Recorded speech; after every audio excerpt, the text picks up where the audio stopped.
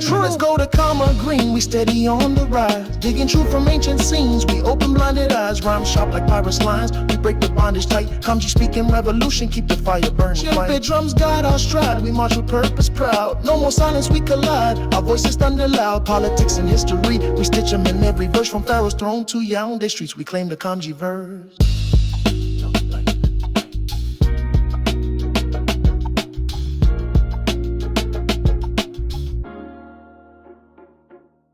So Africans around the world must get reparations. And they must at least make the demand for reparations because it is a just demand. Africans around the world must get reparations. And they must at least make the demand for reparations because it is a just demand. Africans around the world must get reparations. And they must at least make the demand for reparations because it is a just demand. Africans around the world must get reparations. And they must at least make the demand for reparations because it is a just demand. But beyond that,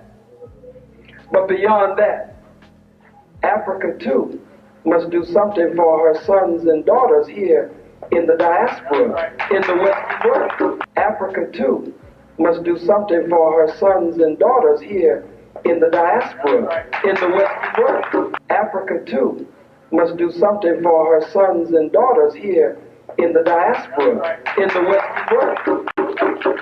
Oh yes, some of you don't like that. You say Africa don't owe us nothing. Oh hell yes they do. Some continental Africans brag about the slave trade.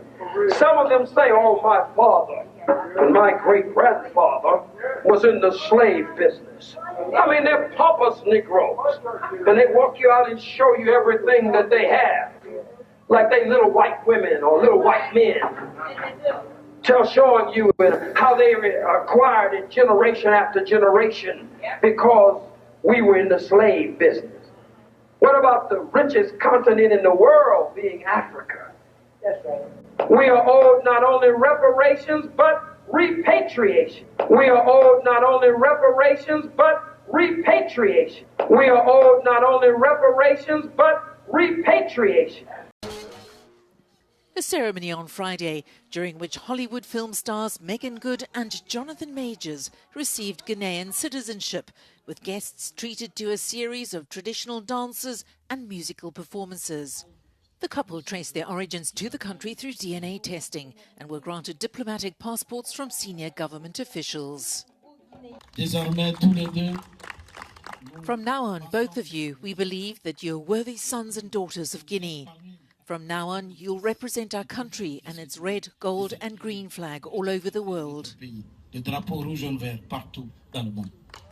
The pair married last year following a turbulent period in Major's life which negatively impacted his career. In 2024, he was sentenced in the United States to probation for the 2023 assault of his then-girlfriend. The actors landed in Conakry on Friday morning and were welcomed with much fanfare. Just wanted to say thank you so much for receiving us with open arms and all the love that's been shared and all the just support and the feeling. It's good to be home. We are that much more emboldened to come here, to come back home and to help out any way we can and really put us to work.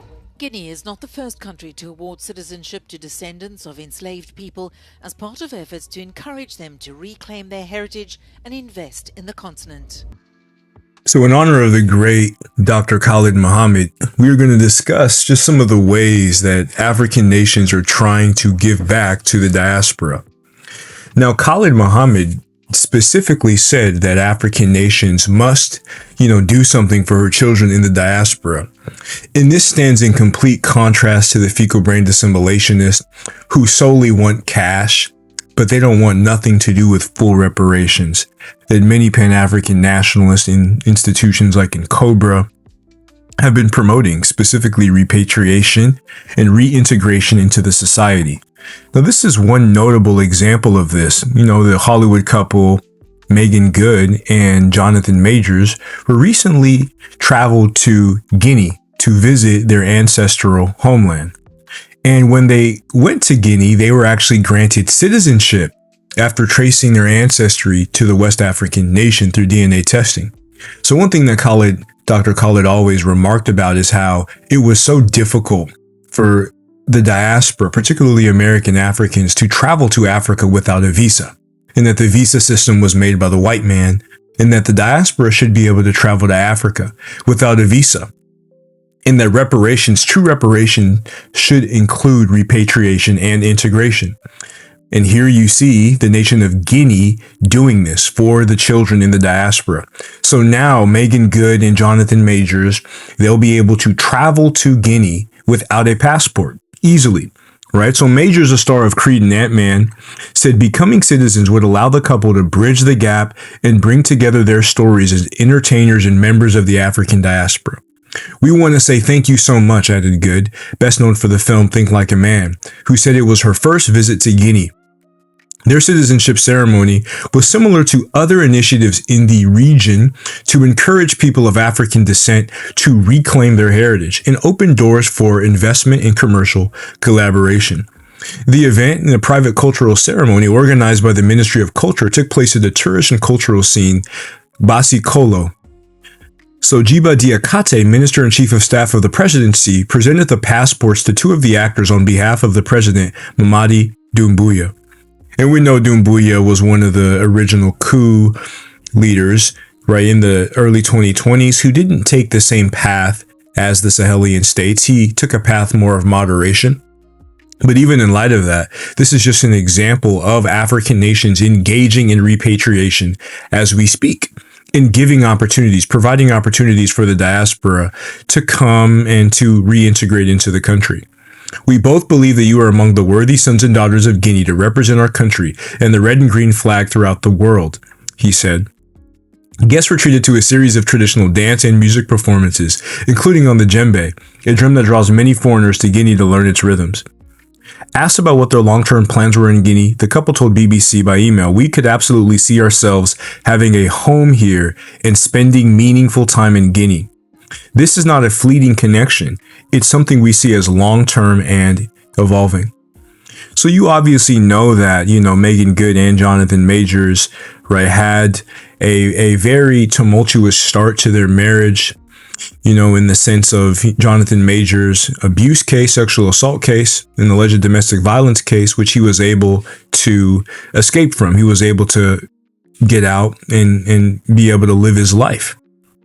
So coming to Guinea is a fresh start for them, just to reintegrate into the African continent and be able to immerse themselves into West African culture. So during their stay in Guinea, they had a tour in Boke, a coastal region with historical slave trade sites, right?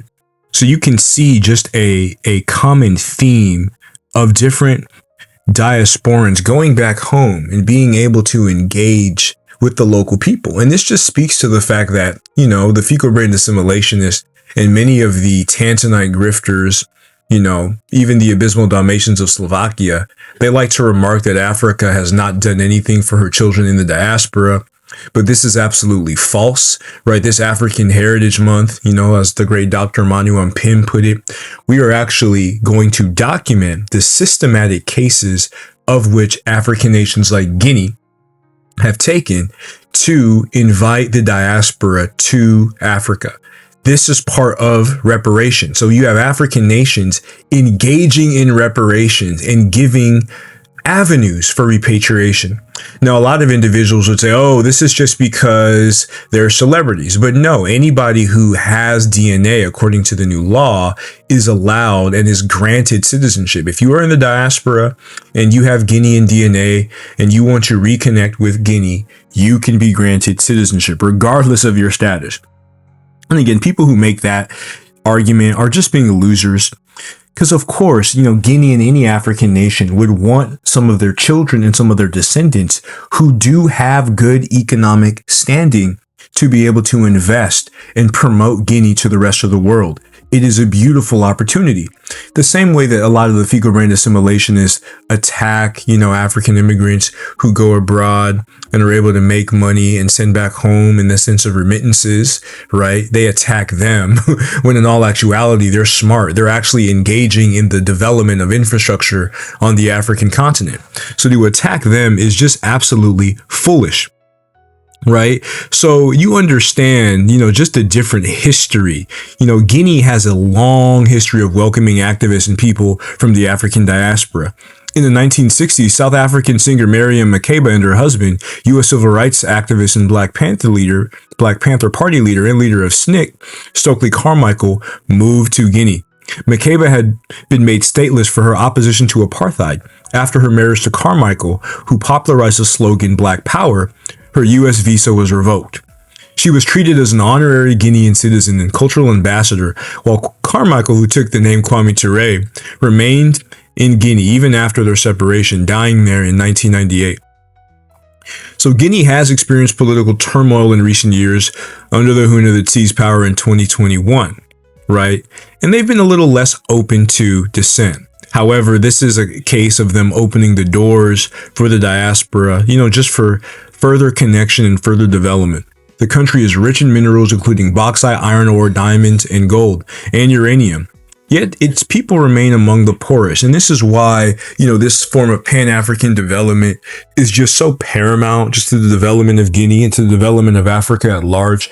Because Africa, we are the solution to our problems. The Westerners are not the solution. And this Pan-African form of repatriation is beautiful. And it's just going to continue to change the narrative on the ground on the African continent. So shout out to Meagan Good and Jonathan Majors for contributing to this. And we're going to continue to expose just the different ways that modern African nations are engaging in reparations, active reparations, and opening the door to repatriation. This is real reparations. This is real repair and reintegration. Not begging white folks for a check, but developing the economy to be able to even move beyond, the certain exchange rates and denominations of the West to actually build wealth, build pools of resources and capital on the African continent, independent, of these recessives. That's the way forward, not begging racists for a check, right? So that's all I got for y'all on this. Hope to catch you on the next one. Peace. Let's go to Comma Green, we steady on the rise. Digging truth from ancient scenes, we open blinded eyes. Rhyme sharp like pirates' lines, we break the bondage tight. Kamji speaking revolution, keep the fire burning. Ship drums guide our stride, we march with purpose proud. No more silence, we collide, our voices thunder loud. Politics and history, we stitch them in every verse. From Pharaoh's throne to Yaoundé streets, we claim the Kamji verse.